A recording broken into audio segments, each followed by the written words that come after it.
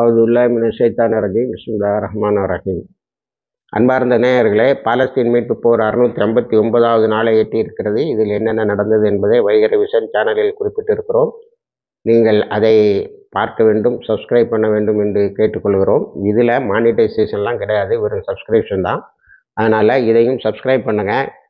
இதில் நேற்று நாம் ஒரு தகவல் சொன்னோம். அது என்னவென்று சொன்னால், பென்டகனுடைய அறிக்கை, அதில் ஈரானுடைய பூமிக்கு கீழே இருக்கக்கூடிய அணு உலைகளை, அணு ஆயுத கூடாரங்களை நம்மால் அழிக்க முடியவில்லை. காரணம் என்னவென்று சொன்னால், நம்மளுடைய பங்கர் பஸ்டர் அவ்வளோ ஆழமாக போவதாக இல்லை என்பதை இன்று பென்டகன் இன்னொரு அறிக்கையை வெளியிட்டு இருக்கிறது. அதில் ஈரானோடு நாம் தாக்கியதில் நம்மளுடைய பலவீனங்கள் பலது வெளியே வந்து விட்டது. அதில் என்னவென்று சொன்னால், இஸ்ரேலுக்கு நாம் விற்ற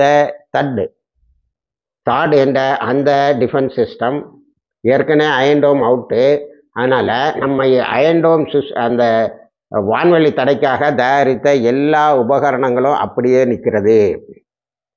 150 இன்டர்செப்டர், அதாவது வரக்கூடிய ஏவுகணைகளை தடுக்கக்கூடிய கருவிகள் 150 நம்ம சப்ளை பண்ணியிருந்தோம். அது அவ்வளவுமே வேலை செய்யலை.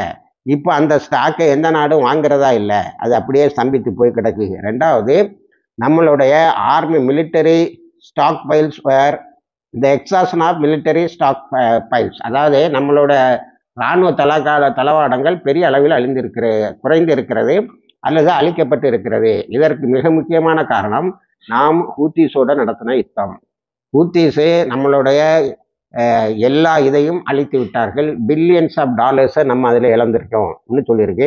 அடுத்தது, the report currently noted these missiles currently used by the US concerning gap in America's military stock files.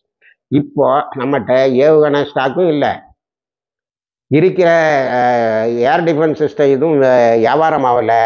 அதனால் நம்ம கம்ப்ளீட்டாக ஒரு பெரிய பட்ஜெட்டில் ஓவர் த இயர்ஸ், கொஞ்சம் வருடங்களுக்கு பிறகுதான் மீண்டும் தலைநிமிர்ந்து நிற்க முடியும் என்று ஒரு அறிக்கையை வெளியிட்டிருக்கிறது. இந்த அறிக்கை ரஷ்யாவில் பெருசாக சர்க்குலேட் ஆகுதான்.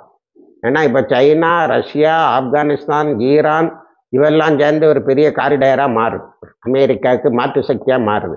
இப்போது ஆயுதத்தில் ஈரானும் ரஷ்யாவும் இந்த நாடுகளும் மேலே இருக்குது. அமெரிக்கா பென்டகன் அறிக்கை போட்டு பெரிய அவமானத்தை ஏற்படுத்தி இருக்கிறது. இதனுடைய மிகப்பெரிய தாக்கம் என்னவென்று சொன்னால், நேற்றும் இன்றைக்கும் வந்த பென்டகன் அறிக்கையினுடைய தாக்குதல் உடனேயே சில பத்திரிகைகள் என்ன செய்திருக்கு, ஒரு பெரிய சர்வேயை நடத்திருக்கு.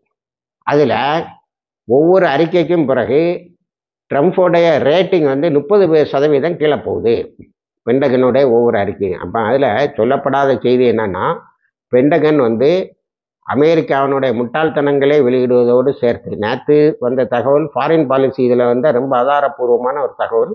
அது எப்பவுமே உண்மையை பேசும், தேவையான அளவுக்கு கொஞ்சம் உண்மையிலே மறைக்குமே தவிர அது பொய்யை வெளியிடும் என்று யாரும் இதுவரைக்கும் சொல்லவில்லை. இன்றைய அறிக்கை இன்னும் கொஞ்சம் ஷாக்கிங்காக அமெரிக்காவுக்கு இருக்கிறது.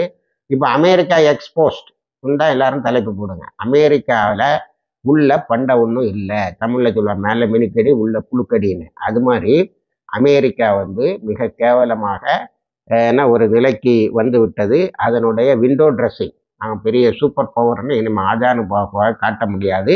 இது அமெரிக்கர்களுடைய மனசே பெரிய பாதித்திருப்பதால் தான் பென்டகனுடைய ரேட்டிங், ட்ரம்ப்போடைய ரேட்டிங் கீழே குறைந்து கொண்டு வருகிறது. அடுத்தால அங்கே காங்கிரஸ் எலெக்ஷன் வருது, அதில் அது ரிஃப்ளெக்ட் ஆகும், அதில் அது எதிரொலிக்கும் என எதிர்பார்ப்போம். இணைந்திருங்கள், எல்லா தகவலையும் தருகிறோம். வாய்ப்பு தவானா அல்ஹம்துலில்லாஹி ரப்பில் ஆலமீன்.